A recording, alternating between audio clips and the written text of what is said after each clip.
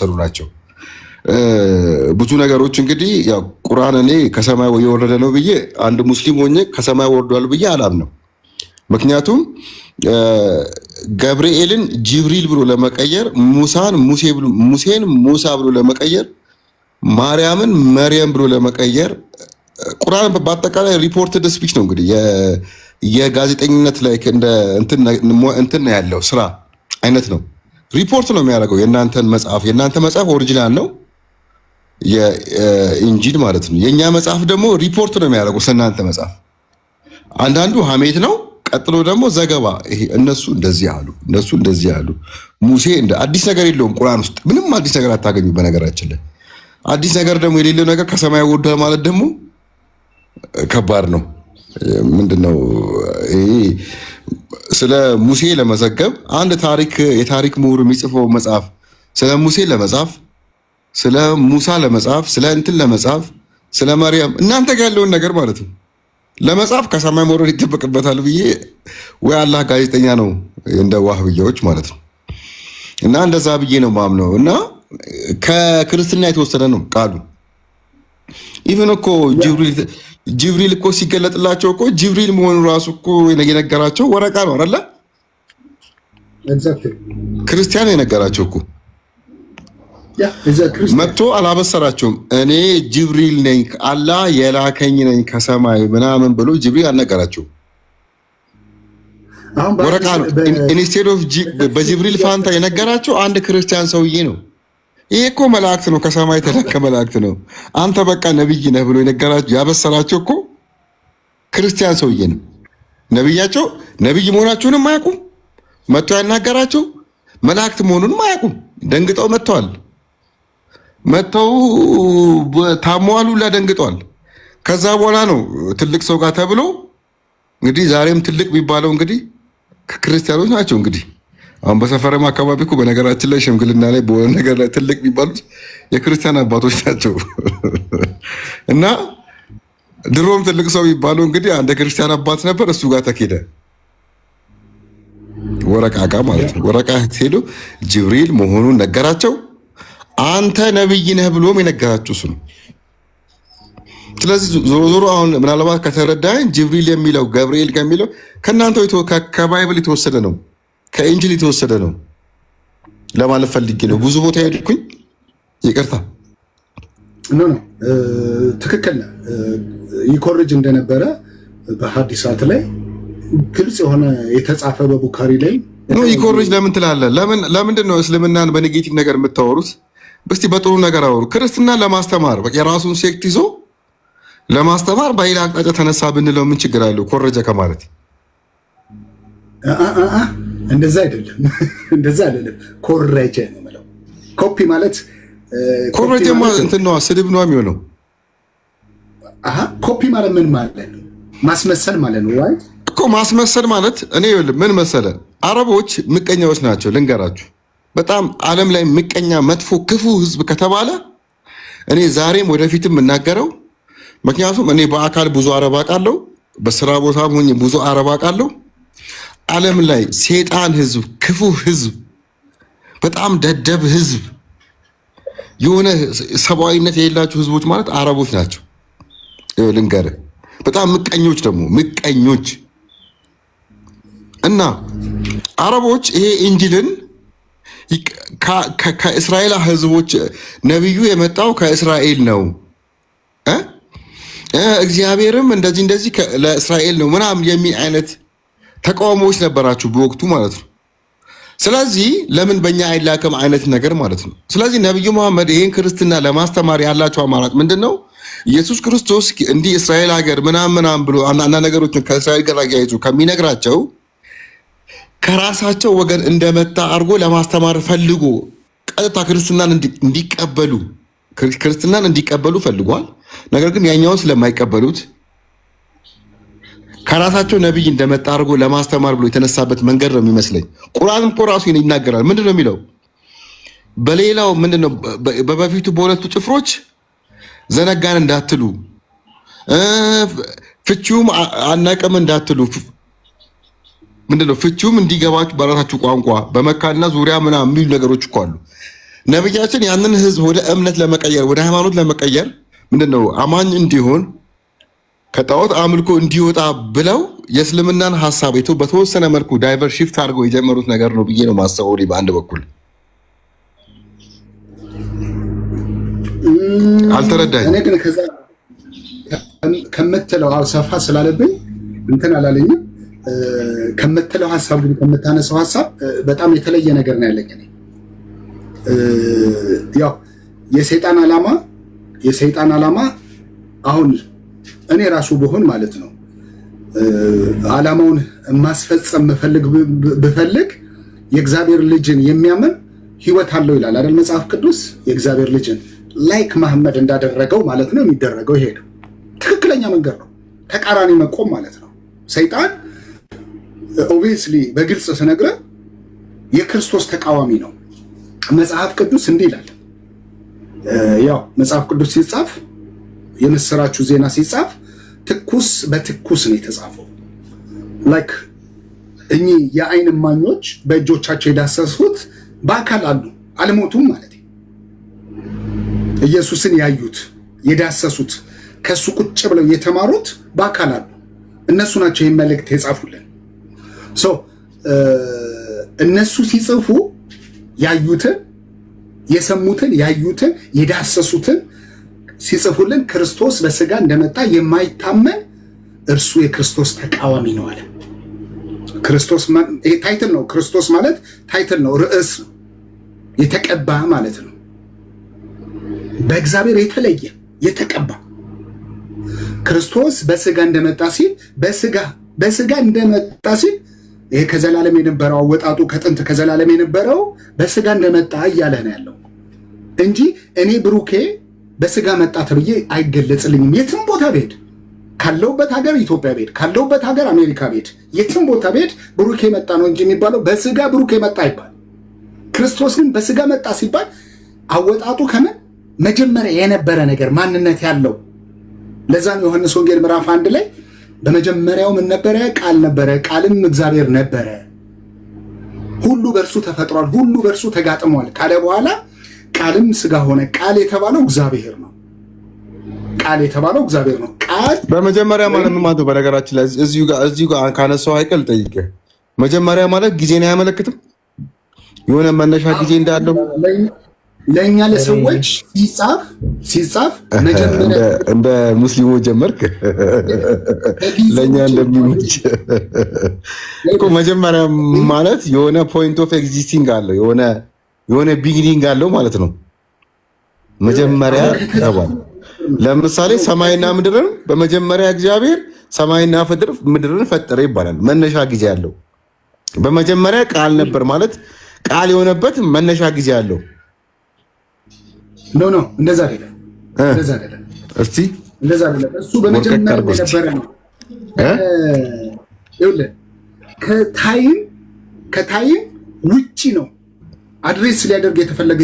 በመጀመሪያ ብሎ ሲናገር ከታይም ከጊዜ ውጪ ለኛ ለሰዎች የተቀመጠ እዚህ ላይ አንድ ሀሳብ ይቅርታ አላቋርጥህና ሆነ አይደለም የሚለው አለ ነው የሚለው። ኢናርኪን ኢንሆሎጎስ ነው የሚለው። ሎጎስ አለ፣ ይሄ ቃሉ አለ ነው የሚለው። ገባ? በመጀመሪያ ቃል ነበረ። ፊል በድኢ ካነ ልከሊማ ወልከሊማ ካን ኢንደላህ ወካነ ልከሊማ አላህ። በመጀመሪያ ቃል ነበረ ነው፣ ሆነ አይደለም። ይሄ ስለ ሰውነቱ ግን ስታወራ የሆነ ታይም ላይ እየጀመረ ነው። ቁጥር 14 ላይ ወርዶ ነው ቃልም ስጋ ሆነ ይልሃል። መቼ ነው የሆነው? እሱ ደግሞ ማቴዎስ ዮሐንስ 1:14 ሉቃስ 1 ላይ ታገኘዋለህ። ተወልጃለሽ ሲላት ሲያበስራት ምን አለች? ይኩነኒ በከመ ትቤለኒ ያለች፣ እንደ ቃል ይሆንልኝ እንሆኝ የጌታ ባሪያ። ከዛ ታይም ነው የሚጀምረው። አሁን ስለ ስጋዊ ስታስረዳ፣ አሁን ሚስጥረ ስጋዊን ስታስረዳ ከዕለታት አንድ ቀን የጀመረ ነው። ግን ለቃል አካላዊ ቃል ቅድመ ነበር ነው አለ። ለኛ ማስረዳት የፈለገው ቅድመ ዓለም በአባቱ እቅፍ እንደነበረ ነው። ዮሐንስ 17:5 ዮሐንስ 1:18 ላይ አለ። ከመጀመሪያ የነበረውን ነው ዮሐንስ ራሱ በወንጌሉ ብቻ ሳይሆን በአንደኛ መልእክቱም ላይ የናሳብ ሰፋ ለጠጥ አበባ ስለ ስጋ ስለሚያወራ ነው። ስለ ስጋ ለምሳሌ ስጋ ስለመሆኑ እያወራ ከሆነ ከዛ በፊት ያለው ነገር ለመናገር ከሆነ ኢትስ ኦኬ ልክ ነሽ። አይደለም ቆይ ላስረዳ። ስጋ ከመሆኑ ጋር እያነጻጸረ ከሆነ አይደል? አዎ ስጋ ከመሆኑ ጋር የሚነጻጸረው እንዴ? አሁን እኮ ሳነጻጽር እኮ አስረዳሁ። ስለ ቃል ሲሆን ነበር አለ ያለን ነገር ለመግለጽ ስትፈልግ ይኖራል ነው የምትለው ወይስ አለ ነው የምትለው? አለ ነው የምትለው። አየህ አለ። አየህ ለዛ ነው በመጀመሪያ ቃል ነበረ ይላል አለ። ጌታችን ራሱ በራእይ 3 ላይ በእግዚአብሔር ፍጥረት መጀመሪያ የነበረው እንዲህ ይላል። በእግዚአብሔር ፍጥረት መጀመሪያ የነበረው አለ። እግዚአብሔር ፍጥረታቱን ሲጀምርም አለ። በእግዚአብሔር ቃል ሰማዮች ጸኑ፣ ሰራዊቶቻቸው ሁሉ በአፉ እስትንፋስ ይላል ዳዊት ልበ አምላክ በምዕራፍ በመዝሙር 33 ቁጥር 6 ላይ ገብቶሃል። ይሄ ቆይ ቃል ነበረ። እሺ እንዲያውም ቆይ አጋቹ ፖይንት አሁን ምን መሰለህ ነበር የሚለውን ከስጋ ጋር እያነጻጸረ ከሆነ ኢትስ ኦኬ ችግር የለብኝም ገብቶኛል በተወሰነ መልኩ እና ባለፈውም ደግሞ በአባቶች ትርጉም በሚል ያሳዩኝ ነገር ነበር። ነገር ግን አሁን ምን መሰለሽ ቃል ስጋ ሆነ። አይውል ከስጋ ጋር ቆይ አንዴ ልጨርስልሽ። አይ ከስጋ ጋር ቆይ ላጥራ። እሺ አይደለም ብለሽ ትቀጥያለሽ፣ ችግር የለውም። ቆይ አሁን ቃል ነበር ከተባለ ነበር ማለት እንግዲህ ነበር ማለት ኢትስ ፓስት ቴንስ የሆነ ፓስት ነገር ነው አይደለ? ስጋ ሲሆን ቃልነቱ ተቀይሯል። አሁን ነበር ነው ያለው ቃል መሆኑ ቀረ ማለት ነው። ፐርሰን ነው አይደለም፣ ፐርሰናል ቢንግ እኮ ነው። የቃል ራሱ የቅድመ ዓለም ነበረ የተባለው አካላዊ ቃል ነው። በዓለም ሳይፈጠር በፊት በአንተ ዘንድ በነበረ ክብር አንተ በራስህ ዘንድ አክብረኝ ይለዋል። አብና ወልድ ያደረጉት እንጂ ቃሉ ስጋ ሆነ እንጂ ቃልነቱ ተቀይሯል። ኖ አልተቀየረም። ይሄን በለው ላጤ ነው። እኛ እኮ ነበር አላ እናስረዳ ቃል ስጋ ሆነ። ይኸውልህ አሁን እኛ እምነታችን ይኸውልህ ስለ ከአምስቱ አዕማደ ሚስጥራት ከሚስጥረ ስላሴ ቀጥሎ ሚስጥረ ስጋዊ ነው ሁለተኛ ደረጃ ላይ ያለው። ሚስጥረ ስላሴን ተምረህ አንዱ አካል ሰው ሆነ ትላለህ። ወልድ ማለት ነው። ቅድመ ዓለም ከአብ የተወለደው ድህረ ዓለም ከመቤታችን ተወለደ ትላለህ። ያ ቃልም ስጋ ሆነ ሲባል ቃልነቱን ትቶ አይደለም፣ በተዋህዶ ነው። ጸጋንና እውነትን ተመልቶ በእኛ አደረ ይላል። አየህ በእኛ አደረ እኛን መስሎ መጣ ማለት ነው። እኛ ላይ የእኛን ስጋ ተዋህዶ አድሯል። ገባህ አይደለ? ወይንም የቃልን የስጋን ገንዘብ የስጋን ባህሪ ገንዘቡ አድርጓል። አካላዊ ቃል መለኮት፣ ስጋ ደግሞ የቃልን ባህሪ ገንዘቡ አድርጓል። የአብን ልብነት የመንፈስ ቅዱስን እስትንፋስነት ስጋ የተዋሃደው ስጋ ዳግማዊ አዳምነቱ በስላሴ ኩነት ውስጥ ቃልነትን አግኝቷል እያልኩህ ነው። ገብቷል? የአብን ልብነት የመንፈስ ቅዱስን እስትንፋስነት ቅድመ ዓለም ከነበረው ጋር አንድ ሆኗል ነው ብለህ ከነበረው ስልጣን ጋር ከመለኮት አንድ ጋር ወይንም ከስላሴ ባህሪ አንዱን ይሄንን የስላሴ አንድ ባህሪ ነው ያለው። ግን አንዱን ይሄንን በኩነት ወልድ ቃልነት የምንለውን ልጅነት የምንለውን ስጋ ምን ብሏል? ገንዘቡ አድርጓል ነው። መለኮታዊ ቃል ሲዋሃድ ማለት ነው። ቃል ስጋ ሲሆን መለኮት ምን ብሏል? የስጋን ባህሪ ገንዘቡ አድርጓል። ስጋ ደግሞ ምን ብሏል? የመለኮትን ባህሪ ገንዘብ አድርጓል። ያለ መጠፋፋት ያለ እንትን ማለት ነው። ያለ መለወጥ ነው። እንበለው ላጤ ነው። መጠፋፋትም መለወጥም የለበትም ነው። አንዱን ውጦት መጦት አይደለም። ገብቷል አይደለ? ቃል በግዙፍ አካል ሲገለጽ ቃልነቱን ትቶ አይደለም፣ በተዋህዶ ነው። በረቂቅ ሚስጥር በማይመረመር በእግዚአብሔራዊ ጥበብ በራሱ ጥበብ ተዋሃደ ነው የምንለው። ቃልም ስጋ ሆነ ጸጋና እውነትን ተመልቶ በእኛ አደረ እንዲል ማለት ነው ዮሐንስ 1:14 ላይ። ስለዚህ በዚህ የተረዳው ይመስለኛል። ይጨምሩልሃል ደግሞ ወንድሞች ሰፋ አድርገው ትርጓሜ የሚገለጹ ማለት ነው። ያለመለዋወጥ ነው። ይሄንን ማሰብ አለብህ። ያለመቀየር፣ ያለመለወጥ፣ አንዱን ያለመተው ማለት ነው።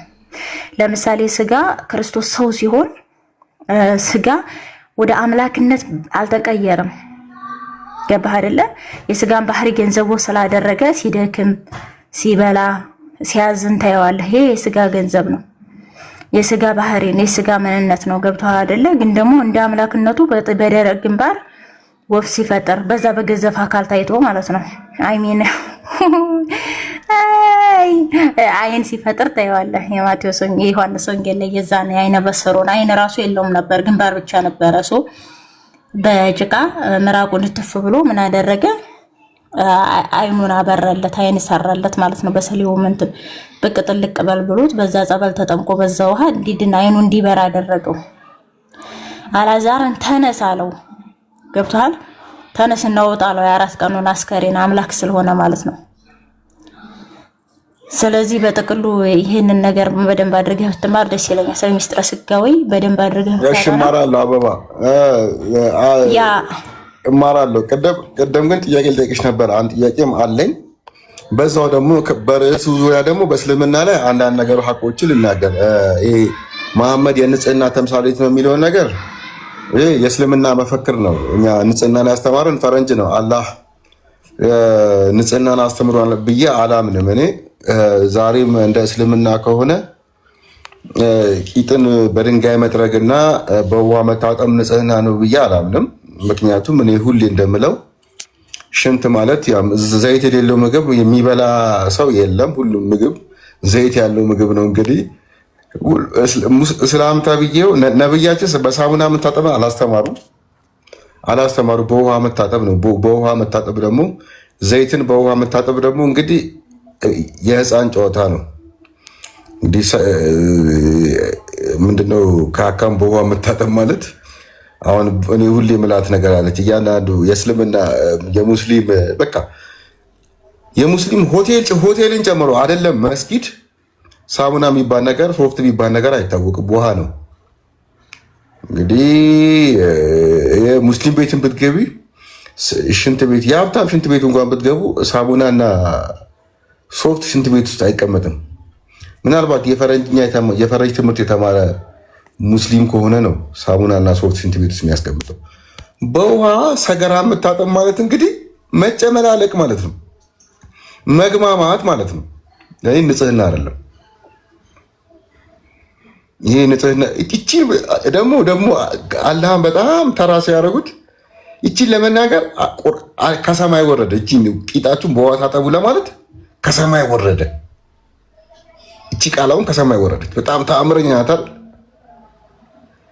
ድመት ራሱ ቂጧን ታጠባለች እኮ እንደ አንድ ሙስሊም። እና ሐቃቁን ያለውን ጥሩ ነገር ጥሩ እያልን ልክ ያለውን ነገር ልክ አይደለም ምንል የተሻለ ነው። እስልምና ንጽህናን ያስተምራል። ንጽህናን ያስተማረን ፈረንጅ ነው ቤተሰብ። ከዛ ውጪ ወደ አንቺ ጥያቄ ስመጣ እኔ አሁን በአሁን ሰዓት ከበፊትም ጀምሮ የኢየሱስ ክርስቶስ አምላክነት እንዳለ ሆኖ ግን አንዳንድ ፕሮቴስታንቶች አማላጅ በሚለው ነገር ትንሽ እግዚአብሔርነቱ እንዳለ ሆኖ አማላጅ ሲባል እንግዲህ ሰው ነው ማለት አይደለም። የመካከልም የሚባል ነገርም ኮንሴፕትም አለ። ትንሽ ይጋጭብኛል። ምንድነው መሰለሽ ብዙ ጊዜ ራሱም ወደ አብ ይጸልያል። አብ ከኔ በላይ ነው ያለበት ሁኔታ አለ። አብ ከኔም ይበልጣል ያለበት ሁኔታ አለ። ሌላው ደግሞ እኔ ትክክለኛ መንገድ ነኝ ያለበት ሁኔታም አለ። እኔ ትክክለኛ መንገድ ነኝ። ያው በእርግጥ ከእስልምናው ይሻላል። እስልምናው ገና ትክክለኛውን መንገድ አላወቅንም። ትክክለኛው ኢድነ ሲራጠል ሙስተቂም ነው የምንለው፣ አላወቅንም። ክርስትናው ላይ ግን ይሻላል። ትክክለኛው መንገድ ነኝ ይላል። መንገድ ከሆነ ወዴት የሚወስድ ነው? ወደ ሆነበት የሚወስድ ማለት ነው። መንገድ ከሆነ እሱ ራሱ መንገድ ነው፣ ትክክለኛ መንገድ ነው። ግን ወደ ሆነበት ወደ እግዚአብሔር መንገድ እየወሰደ ወደ አብ መንገድ እየወሰደን ነው ማለት ነው ወደሚለው አያስኬድም ወይ? አዎ ክርስቶስ ትክክለኛው መንገድ ነው። መንገድ ነው ማለት ደግሞ መድረሻ ነው ማለት አይደለም። ስለዚህ ወደ መድረሻውም የሚወስደን ትክክለኛው መንገድ ኢየሱስ ክርስቶስ ነው ማለት ነው። ራሱ ግን ፖይንት ኦፍ ዲስቲኔሽን አይደለም ማለት ነው። ፖይንት ኦፍ ዲስቲኔሽን ከሆነ ፓዝ አይሆንማ። ሌላው ደግሞ ከኔ አብ ይበልጣል ያለበትን ምክንያት መቼም በጡንቻ አይደለም፣ በቁመት አይደለም፣ በመልክ አይደለም፣ የሆነ በመንፈሳዊ ነገር ነው መቼም የሚሆነው አይደለ? በስጋ ከኔ ይበልጣል ኦር በአካል በግዝፈት ከኔ ይበልጣል እያለ አይደለም። በውሳኔ ነገሮች ነው ከኔ ይበልጣል ያለው። ስለዚህ እነዚህ ስፒሪቹዋል ነገር ኦር ደግሞ ሶፍትዌር በምንለው ፓርት ከኔ አብ ይበልጣል ካለ ስቲል በሶፍትዌሩ ከኔ አብ ይበልጣል እያለ አይደለም ወይ? አብን እያስበለጠ አይደለም ወይ? በመለኮትነቱ ይሄ መካከል ነው የሚለውን ነገር አያሳምንም ወይ የሚል ጥያቄ ነው። አበባ ከተረዳሽ ከርዕስ ወጣ ምናምን እንዳትል አለ መሰለህ። አይ ምን አለ መሰለህ፣ ሾርትሊ ነው መመለስልህ። ክርስቶስ ኢየሱስ በዕለተ ዓርብ የፈጸመው የማስታረቅ ስራ አለ። በዕለተ ዓርብ የፈጸመው ማለት ነው። ያቺ ዕለተ ዓርብ ላይ የተከፈለችው መሥዋዕት ማስታረቅ ተብላ እኛ እንረዳታለን። የማስታረቅን ስራ ክርስቶስ መስቀል ላይ ሰርቷል ብለን እናምናለን ኦርቶዶክሳውያን። ግልጽ ነው። ያ የማስታረቅ ስራ ያ የማስታረቅ ጩኸት እስከ ዘላለም እስከ ዳግም ምጽአት ድረስ የሚቆይ ነው። የማስታረቅ ስራ ሁለቱን አካል አንድ የማድረግ ስራ አለው። ዘወትር በህይወት ይኖራል ነው እየተባለው ዕብራውያን ላይ ራሱ ማለት ነው። በዛ እናምናለን እኛ። ፕሮቴስታንቶች ከምን አንጻር ይረዱታል? እነሱን ጠይቃቸው። እኔ አሁን ብነግርህ ማቀውን ያነበብኩትም ማላቆጥ ነው የሚሆነው፣ ምክንያቱም የእምነቱ ተከታይ ስላልሆንኩ ማለት ነው። ሲቀጥል ኢየሱስ ክርስቶስ በዘመናትም መካከል ላይ ነው የምታገኘው፣ በእግዚአብሔርና በሰው መካከል ላይም ታገኘዋለህ ማለት ነው።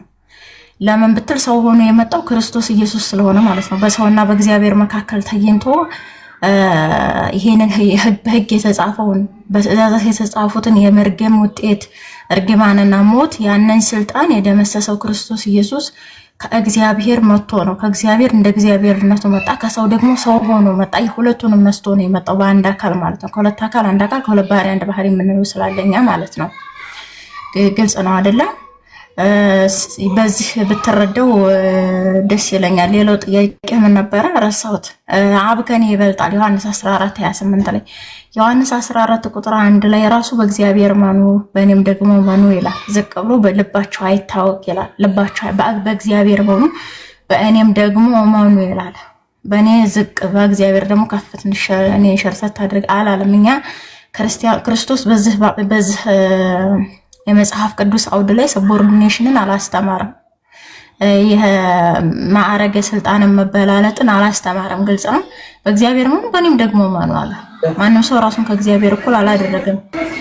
ሌላኛው ቁጥር 28 ላይ ብትወዱኝ እኔ እንዳልኳችሁ እሄዳለሁ ወደ እናንተ እመጣለሁ ነው ያላቸው። ምናልባት ምናሽኝ እኔ ሳወራ ሰዎች ለምን እንደሚገቡ የሰማይ ንጉስ ይወቅ።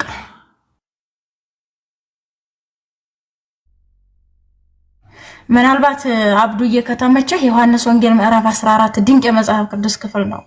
አብን አሳየንና ይበቃናል። የተለያዩ ቃላቱ ኃይለ ቃል አሉ እዛ ላይ ብትከፍተው ሙሉ አውዱን ብንረዳው ጌታችን ኢየሱስ ክርስቶስ ብትወዱኝስ ትእዛዜን ጠብቁ። አረ ክፈተው፣ ፓርቱን ክፈተውና ከኔ አብ ይበልጣል ያለበትን አውዱን ነው። አሁን ከአውዱ ነው የምንረዳው። አገባብስን አውድና የቃላት ፍሰት ጠብቀን ነው እኛ ማንበብ ያለብን መጽሐፍ ቅዱስን። በደንብ እዛ ላይ ክፈተውና ላስረዳህ ማለት ነው።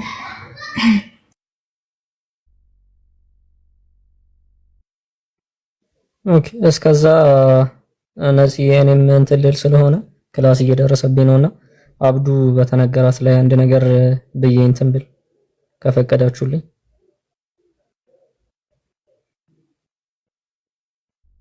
ኧረ ሐሳብን ስጥ። ኦኬ፣ ቪዲዮ አልተመቸ ይሆናል። አብዱ ሐሳብህን ስጥ። አልተመቸውም። አንድ ሰው ቪዲዮ ይክፈትልን። ማቴዎስ ዮሐንስ 14 ሙሉ እንድናረዳው። አይመን ቀጥል። እሺ፣ ምንድነው አብዱዬ ፖይንትህን አግኝቼዋለሁ። ሜቢ በትንሹም ቢሆን የተረዳሁት ይመስለኛል። ምንድነው አንተ እያወራህበት ያለው ነገር አትሊስት ሴንስ ያለው ነገር ነው። ቅድም የተናገርካቸውን ነገሮች ልብ ብዬ እየሰማሁህ ነበር። ለምሳሌ አንድ ያልካት ነገር አለች። ያው ከክርስትና የወጣ ሰፓሬት የሆነ ነው አብዛኛው ነገር ከዛን የተወሰደው ምናምን ነገር እያልክ ነበርና አትሊስት ይሄ ከዛ በፊት ይሄ ሃይማኖት ወይ እስልምና የምንለው እንዳልነበረ መረዳትክ አንድ ትልቅ ድፍረት ነው ማለት ፌስ እያረከው ነው። ማንም ሙስሊም ይሄንን መረዳት አይፈልግም፣ ማወቅ አይፈልግም እስካሁን እስካየሁበት ሰዓት ድረስ ማለት ነው። ለምን እንደሆነ አይገባኝ። ምንም ኤኒ አርኪኦሎጂካል ኤቪደንስ በለው ሂስቶሪካል ባክግራውንድ በለው አንድ ወይ ደግሞ እኔ ሙስሊም ነኝ ብሎ ለምሳሌ እነ ኢሳያስ አሉ፣ እነ ኤርሚያስ አሉ፣ እነ ኖህ አሉ፣ እነሱ የጻፉት መጽሐፍ ሳይኖር ድም ብሎ በደፈነው ዘሎ እስልምና ነበር ማለት ይሄ እንትን ነው። ሶ ያንን ነገር ፓስድ ማድረግ አንድ ነገር ነው። ነገር ግን ምን አለ መሰለህ ወደዚህ ስትመጣ ወደ መጽሐፍ ቅዱስ ስትመጣ አንደኛ እንደ ቁርአን ግልጽና የተብራራ ነው ብሎ አላስቀመጠው። ፈጣሪ አንብበን አውቀን ጠይቀን እንድንረዳ ነው። ምክንያቱም ጀነሬሽን ነው ከአዳም ጀመረ ሄደ ኢየሱስ ክርስቶስ ጋር። ከክርስቶስ ደግሞ ሐዋርያት ብለው እያስተማሩ ለልጆቻቸው መጡ። ምክንያቱም በአለት ላይ ስለሆነ የተመሰረተው ምንድነው ሰርኩሌሽን አለው፣ ሂደት አለው እያንዳንዱ ማለት ነው። ሶ ያንን ደግሞ ምንድነው ከዚህ ከጻፍንላችሁ ወንጌል የተለየ ሌላ የሚሰብካችሁ ካለ የተለየ የተረገመ ይሁን ተብሎ ደግሞ መጽሐፍ ቅዱስ ላይ ተጽፏል።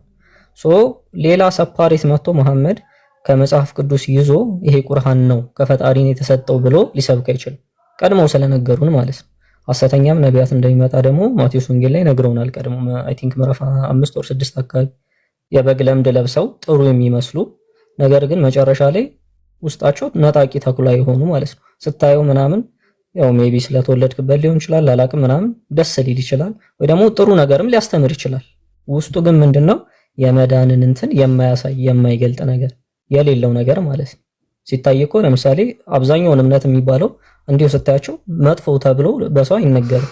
ሂንዱይዝምን በለው ህንድ ሀገር ብትሄድ፣ ቡዲዝምን በለው ቡዳዎቹ ጋር ብትሄድ ከውስጥ ያለውን ማለት ይይዙታል። የድህነት መንገዱን ግን ጠፍቶባቸዋል። ያቺ መስመር ተቋርጣለች። ሶ አንድ በዛ እንድትረዳው ፈልጋለሁ። መጽሐፍ ቅዱሱን ልክ ስታነበው ቀጥታ ኦኬ ይሄ እንዲህ ነው በቃ በራስህ አተረጓጉም ልተረጉሙ አትችልም። የተጻፈው አስብ፣ ፊዚክስ እንኳን ኤክስትሪም መጽሐፍ አጋዥ ያስፈልገዋል አይደለም መጽሐፍ ቅዱስን ደግሞ ምን ያህል ተራቀው እንደሚጽፉት ማሰብ አለብህ። ረቂቃን ናቸው። በመንፈስ ቅዱስ ነው የገለጸላቸው፣ ዝም ብሎ አይደለም የሚጽፉት። በእርግጥ ጌታ ሲያርግ ሲመላለስ ያየውን ነው የጻፉት። ነገር ግን ልንማረው ይገባል። ምክንያቱም አምላክ መመርመር አይቻልም እየተባለ ስለ ስጋዌ እየጠየቅ ከሆነ ስለ ሚስጥረ ስላሴ እየጠየቅ ከሆነ ያ የማይመረመረውን አምላክ እነሱ ማለትም ሐዋርያት መርምረው ሳይሆን ከስጋዌው በኋላ ያለውን እሱ ያስተማረውን ልክ ሲጽፉ ምንድነው ያሳውቁናል። ክርስቶስ በዚህ ሰዓት በተመላለሰበት ሰዓት እንዲህ ብሏል። ኦኬ እንዲህ ለምንድን ነው ያለው? አየኸው ረቂቅን።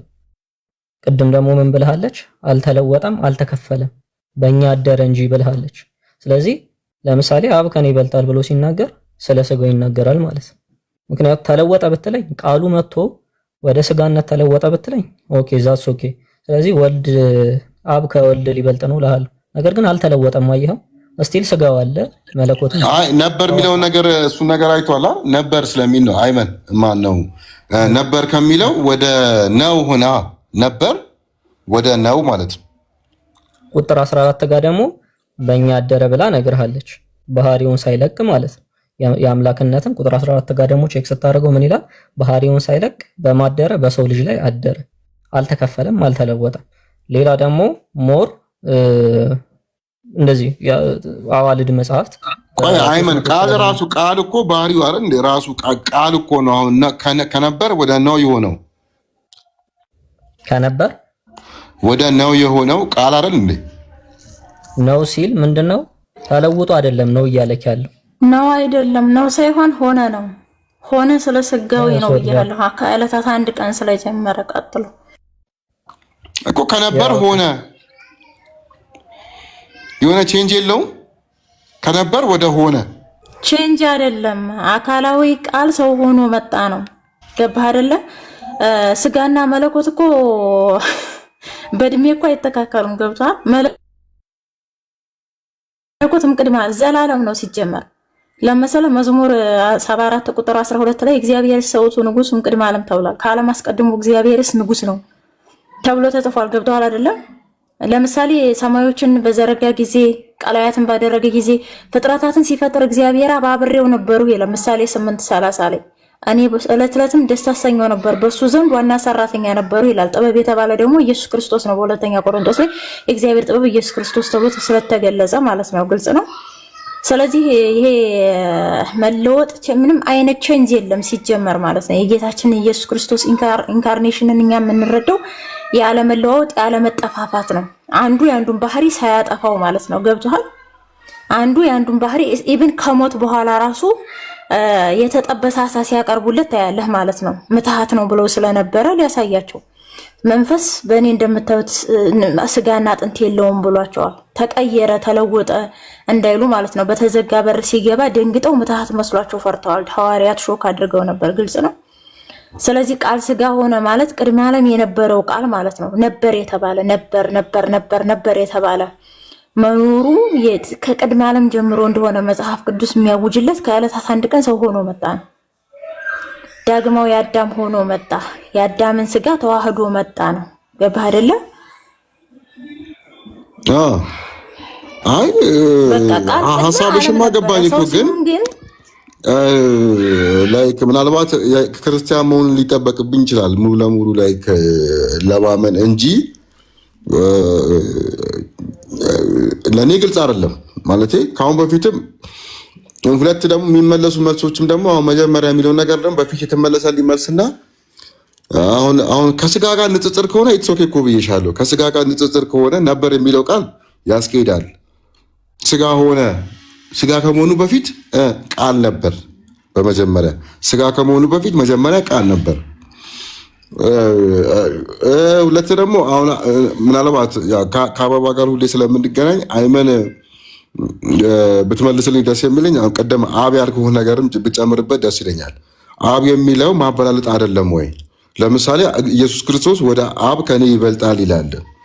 መቼም ስለ ሃርድዌር እና ሶፍትዌር ታውቃለህ። እንደዛ ብዬ ልግለጸው። በሃርድዌር ፓርቱ አይደለም እንግዲህ አብ ከኔ ይበልጣል የሚለው በሶፍትዌር ነገር ነው። እንግዲህ ሶፍትዌር ማለት እንግዲህ ወይ ነፍስ በለው መንፈሳዊ ነገር ስለ መለኮታዊ ነገር ነው። ዞሮ ዞሮ አብ ከኔ ይበልጣል ከተባለ ቅድም ያን እንዳልኩ በፊዚካል ነገር አይደለም። አንዳንዴ ደግሞ እንደውም አያይዤ ያው ጥያቄ እንደገና ተጨማሪ ነገሮችን ይዞ ይመጣል። መንፈስ ቅዱስ ከኔ ይበልጣል ያለበት ሁኔታም የለም። ወደ መንፈስ ቅዱስም የጸለየበት ነገር የለም። ሌላው ደግሞ ምንድነው የሆነ እንትን አለው ቦታ ነገር አለው። አሁን ለምሳሌ ቃል ነበር፣ ቃልም ስጋ ሆነ። ዳይሜንሽን ነገር የሆነ ቦታ ነገር ጊዜ ነገር አለው። ራሱ ኢየሱስ ክርስቶስ ምን ይባል ከሰማይ መጣው አሁን እንደሚመለስ ተናገረ እንደሚመለስ። ከዛ ደግሞ እንደገና ወደ አብ ተመለስኩ ነገር አይነት ማለት ነው። የሆነ መመለስ፣ መሄድ፣ መምጣት ዳይሬክሽን ያሳይም ወይ የሆነ ቦታን ወደ የሚሉ ነገሮች እግዚአብሔር ቦታ አለው ወይ? ከተረዳኝ አይመን። ኦኬ እሺ፣ እንትን ልበልህና ክላስ የደረሰብኝ ስለሆነ ከነሱ ጋርም ተወራለህ። አንድ መልሱን ልመልስልህና እንትን ልበልህ እና አበባም ስላሉ ከመጀመሪያው ላንሳልህና አሁን በደንብ አድርገህ ሰማኝ። አሁን አበባ ያለችህ ምንድነው? አልተለወጠም። ያ አለመለወጡ ደግሞ ቁጥር 14 ጋር በእኛ አደረ ብሎ ተናግሯል። ያም ደግሞ ነበረ ያለው ቃል ሆነ ብሎ የተናገረው ምንድነው? በፊት ምን ነበረ? በመጀመሪያ እግዚአብሔር ቃል ነበር እያለ ተናገረ። በመጀመሪያ እግዚአብሔር ሰማይና ምድርን ፈጠረ፣ በፊት ማለት ነው። አሁንስ ሆነ ብሎ የተናገረው ምንድነው? የሰውን ስጋ መዋሃዱን ሲናገር ነው፣ አንደኛ ማለት ነው። ሌላኛው ደግሞ ምንድነው? አብ ከኔ ይበልጣል ያለበት ቦታ ምንድነው ካልከኝ፣ ሶፍትዌር እና ሃርድዌር በሚለው ሳይሆን የምትረዳው ምንድነው? በስጋ አለመለወጥ ተረዳው። ያ እንዴት ነው የምልህ? ስጋ ተለውጧል ብትለኝ አሁንም ወደ ምን ይቅርታ ቃል ተለውጧል ብትለኝ ወደ ምን? ወደ ስጋ፣ ወይም ደግሞ ስጋ ወደ ቃል ተለውጧል ብትለኝ ማበላለጥ ነገር ሊኖር ነው። ይሄኛው ግን የተናገረው አልተለወጠም፣ ስጋ አልተለወጠም። ፍጹም ሰው ፍጹም አምላክ ነው። ስለዚህ ያ ፍጹም ሰው ፍጹም አምላክ ስለ ስጋው እየተናገረ ነው። አብ ከኔ ይበልጣል ሲል ፍጹም ስጋ አለው። የማንን የያዘ? ያ የአዳምን ስጋ ማለት ነው። መስዋዕት የሚደረገውን የአዳምን ፍጹም ሰው አይደል ያልነው? ፍጹም ማለት ነውር ኃጢአት የሌለበት አይደለ? ያን ኃጢአትና ነውር የሌለበትን የአዳምን ስጋ ይዟል። ያን ስጋ ደግሞ አብ ከኔ ይበልጣል ብሎ እየተናገረ ነው። ኦኬ አብ ታዲያ አለ። ለምንድን ነው መንፈስ ቅዱስ ያላለው? ለምንድን ነው ያላስገባው መንፈስ ቅዱስ ብሎ? ከኔ በሰዓቱ አይሁዶች አብ እያሉ ነበር። ለምሳሌ እነ ፊልጶስን ካየህ የተለያዩ ሰዎች የተለያዩ ሐዋርያት አብዛኛውን ጊዜ አብን ካሳየህን አይሁዳውያንም ይበቃናል ብለው ነበር የሚናገሩት። እነሱ በአብ ሲጠይቁት እሱ ምን ይመልስላቸዋል? በአብ ይመልስላቸዋል ማለት ነው። አብን አሳየንልና ይበቃናል አሉት። ለምሳሌ የሆነ ቦታ ላይ አይደል እኔን ያየ አብን አየ አላቸው። እዚህ ጋር ሶፍትዌር እና ሃርድዌሩ አንተ እንደምትለው ላይበላለጥ ነው ማለት ነው። ገብቶሃል አይደለ? ፍጹም ሰው ፍጹም አምላክ አለመቀላቀሉና አለመነጣጠሉን የምታውቀው ስለ ስጋውም ያወራል፣ ስለ አምላክነቱም ያወራል። ክርስቶስ በተለያየ ቦታ ላይ ለምሳሌ ጸለየ ሲል ታገኘዋለህ። ከአምላኩ ጋር ጸለየን ተነጋገረ በሚለው ትፈቷለህ።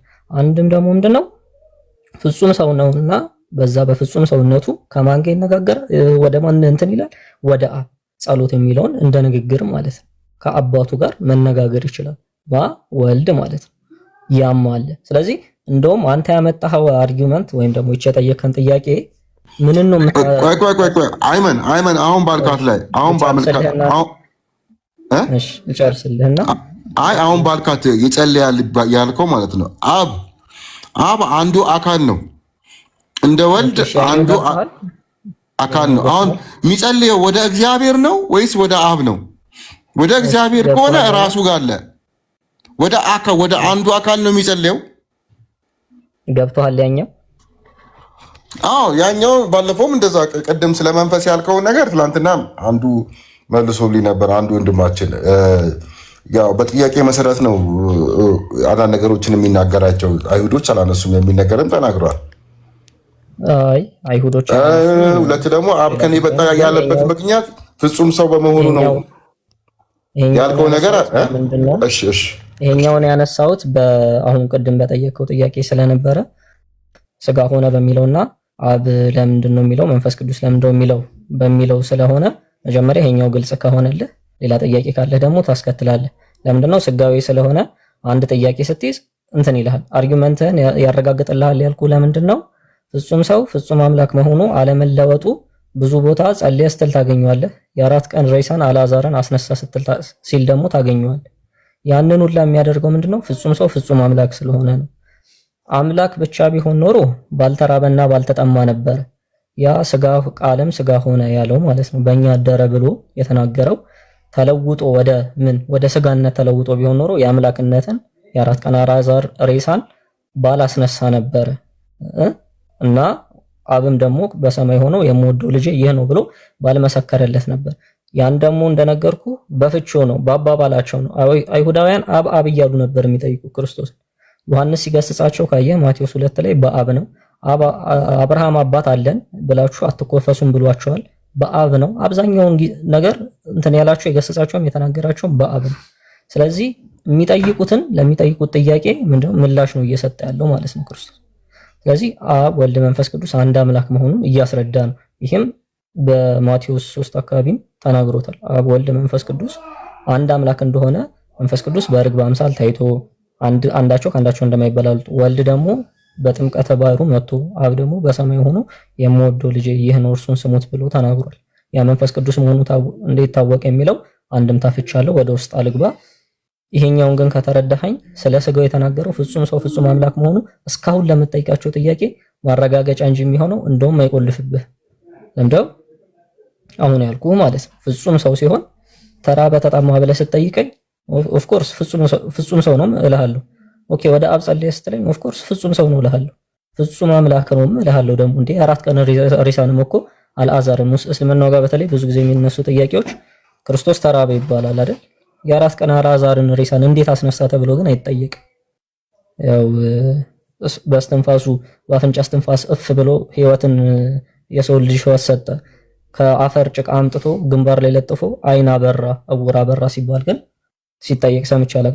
ግን ይህንንም ካየኸው ፍጹም ሰው ፍጹም አምላክ ለመሆኑ ላለመቀላቀሉ ላለመነጣጠሉ ምሳሌ ይሆናል። ሜቢ ከተረዳኸኝ አብዱል ፈተናዬ። እንግዲህ ቀስ እያለ ይገባኛል። ምንድነው መሰለህ አሁን እኔ ይሄ ፍጹም ሰው ፍጹም ሰው ፍጹም አምላክ መሆኑን አውቃለሁ፣ አምንበታለሁ። ነገር ግን አሁን ይሄ ነፍስ ይሄ መንፈስ የሚባሉ ነገሮች አሁን ስለሱ ማጥናት አለብኝ። አይ ቲንክ አሁን ከኢየሱስ ክርስቶስ ከአፉ የሚወጣው የሚያስበው ነገር ራሱ ሰውኛም አለው መለኮታዊም ነገር አለው። የኢየሱስ ክርስቶስ ቃል የራሱ ከአንደበቱ የሚወጣ ቃል ፍጥሩም ነው ፈጣሪም ነው ወደሚለው ኮንሴፕት ነው ላይክ ወደሚለው አሁን እኔ ጥናት ማድረግ ስላለብኝ ማለት ነው። እንደዛ አይባልም እኮ። ስለዚህ አሁን ፍጹም ሰው ከሆነ የሚያስበው ነገር የሚያደርገው ነገር መለኮታዊ አይደለም ማለት ነው። አሁን ስጋዊ ነገሩ ብቻ አይደለም ማለት ነው። ፍጹም ሰው ፍጹም የተረዳው እንዴት ነው የሚለውን ቃል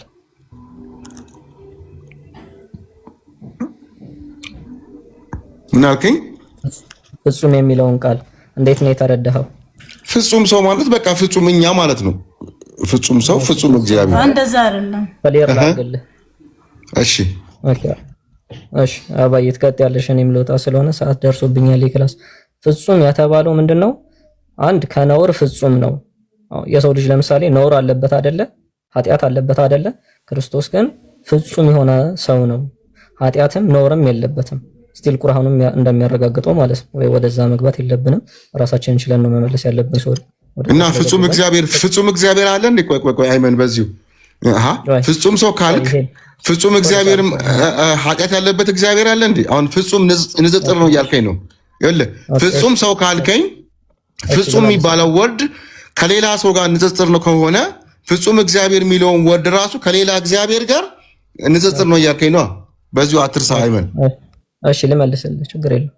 ኦኬ ፍጹም ሰው ስልህ ይሄን ከተረዳኸኝ ኃጢአት የሌለበትና ነውር የሌለበት ነው ብዬ ያልኩን ከተረዳኸኝ፣ ፍጹም አምላክ ስልህ ደግሞ ከምን አንጻር ነው እየተናገርኩ ያለሁት? የስጋ መቀላቀል የሌለበት ፍጹም አምላክ፣ ነገር ግን ከስጋ ጋር የተዋሃደ አምላክ፣ ስጋን ገንዘቡ ባህሪ ያደረገ አምላክ እያልኩህ እንጂ ኃጢአት ያለበት የሌለበት እያልኩህ አይደለም። ንጽጽር ሳይሆን ፍጹም ሰው እኮ እኔም ቅድም ፍጹም ሰው ያልኩ ምክንያት እግዚአብሔርነት የሌለው ፍጹም ሰው፣ ሌላ ነገር የሌለው ሰው ብቻ የተዋሃደ ፍጹም እግዚአብሔር ደግሞ ሲባል ደግሞ ሰውነት የሌለው ፍጹም እግዚአብሔር ከሰው ጋር ያልተቀላቀለ ፍጹም የሚለው ወርድ እግዚአብሔርና ሰውን እንጂ ፍጹም የሚለው ወርድ እግዚአብሔርና ሰውን ነው እንጂ ሰውን ከሰው ጋር ወር እግዚአብሔርን አሁን ፍጹም ሰውም ለሚለው ከሰውን ከሰው ጋር አነጻጸርከው።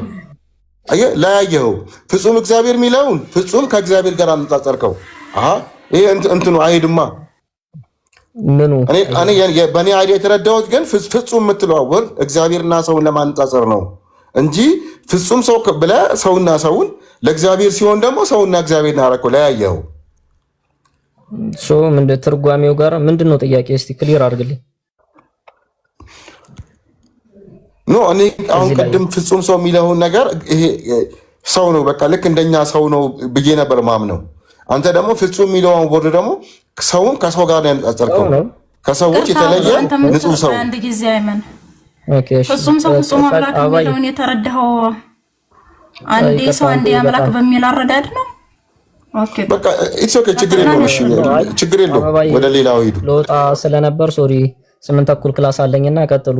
እና አብዱል ፈተናዬ እንትን ነው ሐሳብህ ደስ ይለኛል በጣም ማለት ቅድም የተነገርካቸውን ነገሮች እውነት ድፍረት። ቴንክ ዩ አይመን፣ እንገናኛለን። ችግር የለውም። በጣም ማውራት ፎሎ አድርገን ፎሎ ባክ መልስልሃለሁ። ኦኬ እሺ እሺ፣ ፎሎ ባክ መልስልሃለሁ። እንገናኛለን። እሺ ኦኬ እሺ። ዳና ወደ መስይ ይቅርታ እንደ አይመን እንዳታፋሽ ምናሽ ቤቱ ያኖር። አሜን አሜን። እሺ እሺ እሺ። አብዱዬ ፍጹም ሰው ፍጹም አምላክ ሲባል ዛሬና ሰው ዛሬ አምላክ የሆነ ሰዓት አምላክ የሆነ ሰው ብለህ እንደዛ ነው የምትረዳው? ጊዜና ቦታ ገድበህለት ለያይተህ ምናምን አይደለም። እኔ የምረዳ እስከዛሬ ስረዳ የነበረው ፍጹም ሰው ሲባል ይሄ መለኮታዊነት የሌለው ፍጹም የኛ ባህሪን ይዞ ሙሉ በሙሉ የሰውን ባህሪ ይዞ ስለመያዝ ነበር ማምነው እኔ የሰውን ባህሪ። ኦፍ ኮርስ ኢየሱስ ክርስቶስ ኃጢአት የሌለበት መሆኑ በቁርአንም ተገልጿል። ነብዩ መሐመድም ተናግሯል። ኃጢአት የለበትም። ሌላ እንደዚህ ልክ እንደ ሰው ወር ደግሞ እንደኛ ነብያችን እንደ ሌሎች ነብያቶች በተለያዩ ነገሮች በኃጢአት አልተዘፈቀም፣ በወሲብ አልተዘፈቀም፣ ሰይጣንም አልነካውም። አይኖ ፍጹም ሰው ነው። ግን ደግሞ ማርያምም ፍጹም ተብላለች። በነገራችን ላይ ቁርአን ላይ ሐዲስ ላይ ማርያምም ፍጹም ሴት ተብላለች። ኖት ኦንሊ ጂሰስ። አሁን ፍጹም ሰው ያለው ነገር እኔ ሰውን ከሰው ለማነጻጸር አይደለም፣ እግዚአብሔርን ከሰው ጋር አንዴ ሰው ነው ሙሉ በሙሉ ሰው ነው፣ አንዴ ደግሞ ሙሉ በሙሉ እግዚአብሔር ነው የሚለውን ነገር ለማሳየት ነው ፍጹም የምትለው ወርድ የገባችሁ ለማለት ፈልጌ ነው። አይመን ደግሞ ያለኝ ለሰው ሲሆን ለፍጹም ሰው ለሰው ኢየሱስ ክርስቶስን ፍጹም የምትለው ወርድ አንዴ ከሰው ጋር አነጻጸራት። ፍጹም ሰው የሚለው ከሰዎች ስለሚለይ ነው አለ። እሺ እንደሱ ከሆነ ቀጥታ በእኩል ሚዛን ከሄድን እግዚአብሔርን ፍጹም እግዚአብሔር ከተባለ ከሌላ እግዚአብሔር ስለሚለይ ነው ወይ የጠየኩት? ፍጹም እግዚአብሔር ሲባል ከሌላ እግዚአብሔር ስለሚለይ ለሰን አይ ፍጹም የምትለው ወርድ ነው። እኔ ፍጹም የምትለው ኢየሱስ ክርስቶስን ከሰው ጋር ሳይሆን ፍጹም ሰው ሲሆን ከእግዚአብሔር ጋር የሚያነጻጽር ነው። ስለ እግዚአብሔር ሲሆን ደግሞ ከሰው ጋር የሚያነጻጽር ነው። ከተረዳችሁኝ አሮ ነው። ሌላ የገባው ሰው ካለ ፍጹም አምላክ የሚል ለምሳሌ ማለት ነው። ፍጹም አምላክ የሚል ለአቡሎ ያውቃል አሉ አለም። ለምንድን ነው የማይውለው? ከሶስቱ አካል አንዱ አካል ሰው ስለሆነ ነው። ፍጹም ሰው ፍጹም አምላክ የሚባለው ለወልድ ብቻ የሚነገር ነው። ልሰልስልህ ብቻ ለምን ከተባለ ሰው የሆነ አምላክ ማለት ነው። ገብቷል? በሌላ አማርኛ ፍጹም ሰው ፍጹም አምላክ ማለት ሰው የሆነ አርደል ሀበሻ ማይክሳር እኔ ሰው በቃ ወሮ ጨርሻለሁ።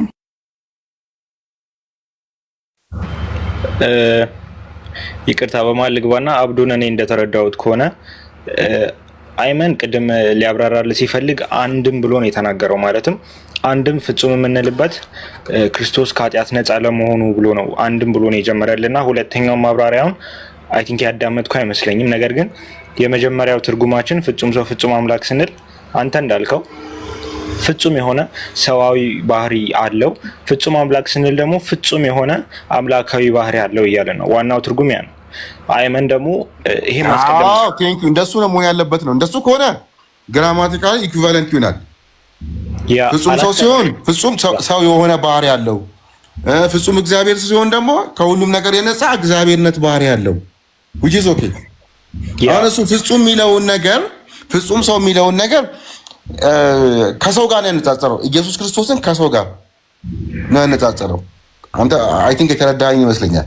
እኔ ተረድቻለሁ፣ ግን ሐሳቡን ስላላስጨረስከው ነው። እኔ አዳምጫለሁ። አንድም ብሎ አንድም የምትለዋን ቃል ለምሳሌ አንድም የሚለው ቃል ሁለት ትርጉም ላለው ነገር ይውላል። አንድም እንደዚህ ይሆናል፣ አንድም ደግሞ እንደዚህ ይሆናል ብሎ ሊያብራራል ሲል ስላላስጨረሰው ነው ያልተግባባችሁት። እሱ አንድም ብሎ ፍጹም የተባለው ክርስቶስ ንጹህ መሆኑን ከኃጢአት ሁሉ ንጹህ መሆኑን ለማብራራት ተፈልጎ ነው የሚለውን ነገር ልክ እንደነገረ አቋረጥከውና ሁለተኛውን ሐሳብ ደግሞ ክርስቶስ አንተ ራስህ አላዳመጥክም ማለት ነው። ይኸውልህ ፍጹም ሰው ፍጹም እግዚአብሔር የሚለውን ነገር በምን ትረዳዋለህ ሲለኝ አሁን አንተ ያልከውን ነገር ተናገርኩኝ።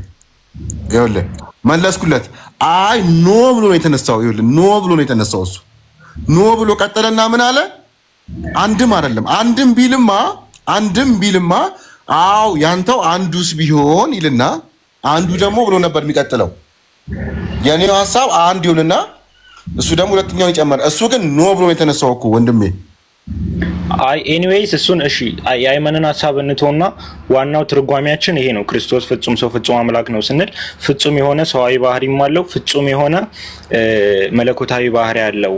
ተዋህደው በአንድ ሰውነት ይኖራሉ ብለን ነው የምናምነው። ዋናው ትርጓሜያችን ይሄ ነው። እንደሱ ከሆነ በቃ ኢትስ ክሎዝድ ፉል ስቶፕ። ኦኬ እሺ። ምህራትዬ እንዴት ነህ? ናታኒም እህታችን አለች። ናታኒም ቀጤ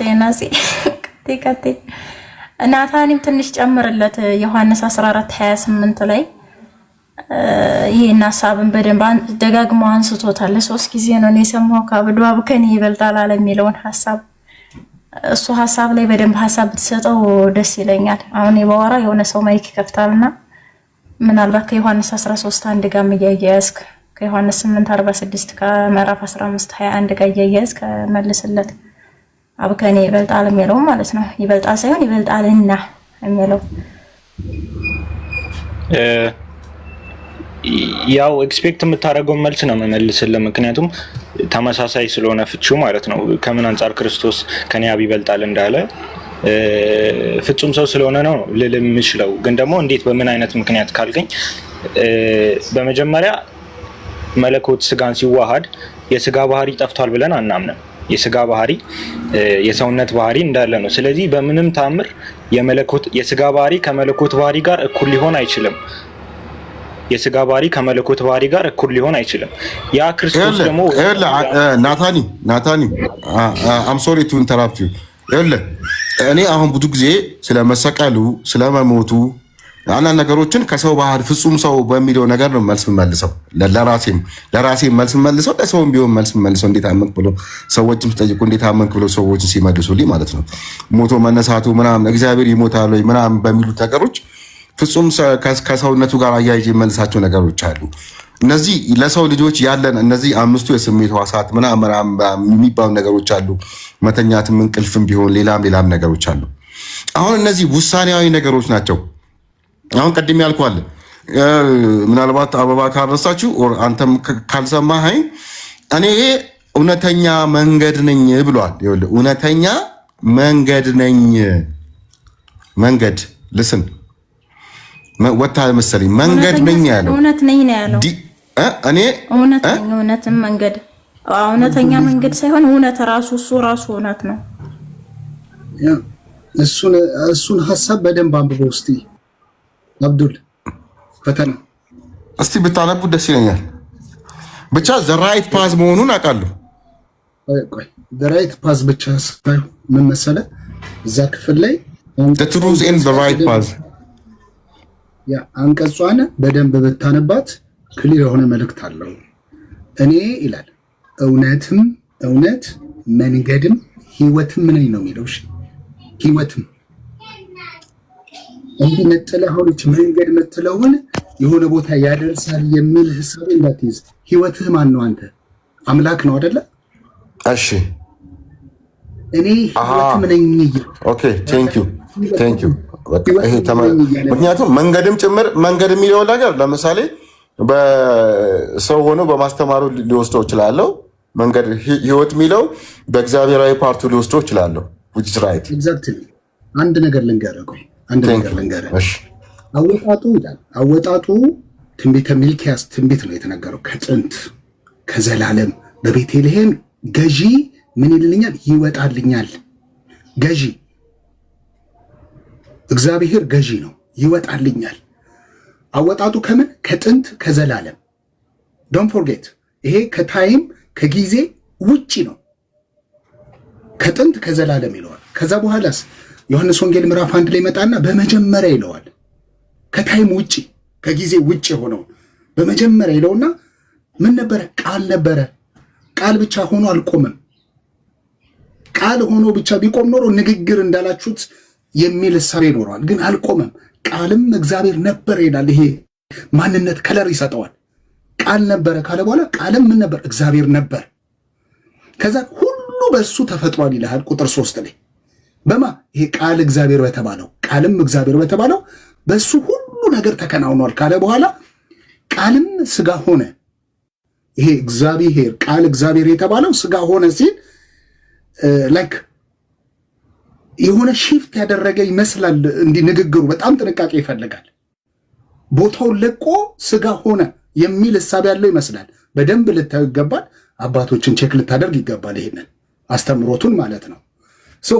ስጋ ከሆነ በኋላ ግን የሰውነትን ባህሪ አላጠፋም።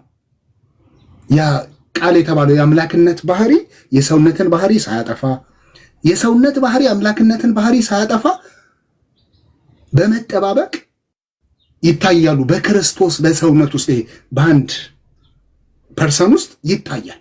ግልጽ ሆኖ ይታያል። ስለዚህ ከአብ ያንሳል ካልከኝ የስ የሚያንስበት ይሄ በአምላክነት ሳይሆን የሚያንስበትን አንድ ክፍል አንብበልህ። በጣም ጥንቃቄ ይፈልጋል። አብዱል ፈታ እየሰማሁ ነው። ዊች ኢንተረስቲንግ። እሺ ኦኬ አንድ ክፍል አንብበልህ። ፊልጵስዩስ ምዕራፍ 2 ላይ እንዴት እንዳነሰ ያሳየናል። ግልጽ አደረግላለሁ። እርሱ ይላል ማን? እርሱ ኢየሱስ በእግዚአብሔር መልክ ሲኖር ሳለ ይላል።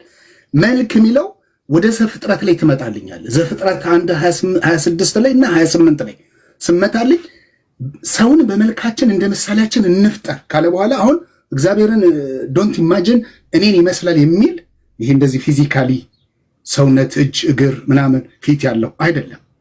ቁጥር 28 ላይ ገዢነትን ነው። መልክ የሚለው ስለ ገዢነት ነው። እግዚአብሔር ገዢ ነው።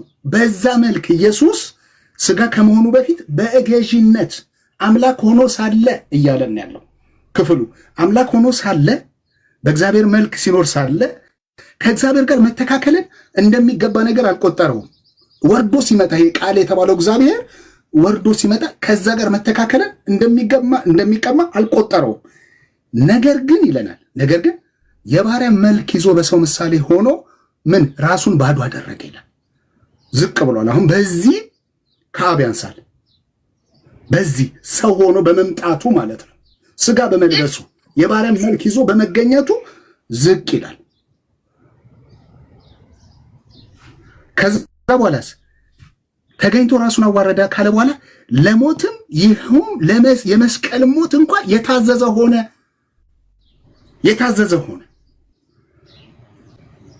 ከአብ በዚህ ያንሳል። በሰውነት ወንድሞች አሁን ደጋግሞ አበቢ እሱ ነገር አይመን እስቲ እና ክሊር አሁን በመልክነት ስትለኝ ከአብ ጋር በቁመት ይሄ ሰው የምትለው ነገር ላይ ሰውና እግዚአብሔር የሚነጻጸር ነገር አለ።